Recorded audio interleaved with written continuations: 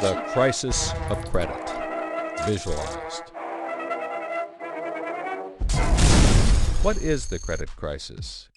It's a worldwide financial fiasco involving terms you've probably heard like subprime mortgages, collateralized debt obligations, frozen credit markets, and credit default swaps. Who's affected? Everyone. How did it happen? Here's how.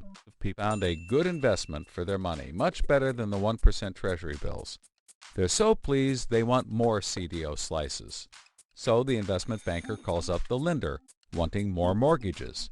The lender calls up the broker for more homeowners, but the broker can't find anyone.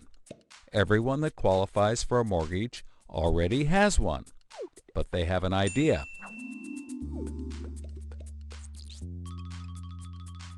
When homeowners default on their mortgage, the lender gets the house, and houses are always increasing in value.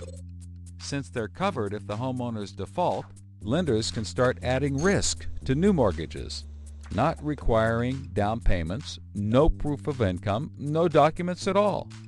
And that's exactly what they did. So instead of lending to responsible homeowners, called prime mortgages, they started to get some that were, well, less responsible.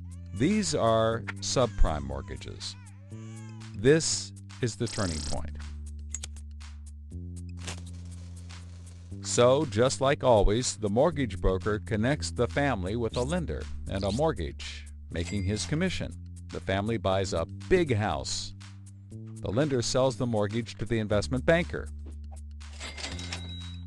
who turns it into a CDO and sells slices to the investors and others. This actually works out nicely for everyone and makes them all rich. No one was worried because as soon as they sold the mortgage to the next guy, it was his problem. If the homeowners were to default, they didn't care. They were selling off their risk to the next guy and making millions, like playing hot potato with a time bomb. Not surprisingly, the homeowners default on their mortgage, which at this moment is owned by the banker. This means he forecloses and one of his monthly payments turns into a house. No big deal. He puts it up for sale. But more and more of his monthly payments turn into houses. Now there are so many houses for sale on the market, creating more supply than there is demand, and housing prices aren't rising anymore. In fact, they plummet. This creates an interesting problem for homeowners still paying their mortgages. As all the houses in their neighborhood go up for sale, the value of their house goes down, and they start to wonder why they're paying back their $300,000 mortgage when the house is now worth only $90,000. They decide that it doesn't make sense to continue paying, even though they can afford to, and they walk away from their house. Default rates sweep the country, and prices plummet.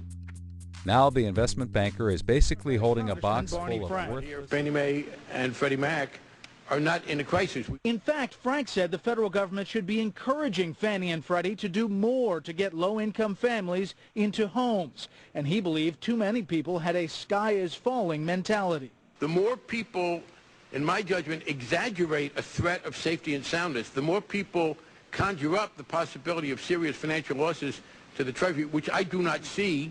I think we see entities that are fundamentally sound financially and withstand some of the disaster scenarios. And even if there were a problem, the federal government doesn't bail them out.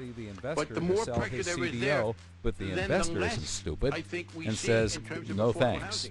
He knows that the stream of money isn't even a dribble anymore. The banker tries to sell to everyone, but nobody wants to buy his bomb. He's freaking out because he borrowed millions, sometimes billions of dollars to buy this bomb, and he can't pay it back. Whatever he tried... If we fail to strengthen GSE regulation, we increase the possibility of insolvency and crisis. But the two mortgage giants had staunch defenders. Democratic Senator Charles Schumer said, quote, "I think Fannie and Freddie over the years have done an incredibly good job and are an intrinsic part of making America the best housed people in the world. If you look over the last 20 or whatever years, they've done a very, very good job." Senator John McCain co-sponsored legislation pushing for regulation, delivering a speech on the Senate floor in 2006. Quote, "For years I have been concerned about the regulatory structure that governs Fannie Mae and Freddie Mac and the sheer magnitude of these companies and the role they play in the housing market. The GSEs need to be reformed without delay." He can't get rid of it. But he's not the only one. The investors have already bought thousands of these bombs. The lender calls up trying to sell his mortgage, but the banker won't buy it, and the broker is out of work. The whole financial system is frozen, and things get dark.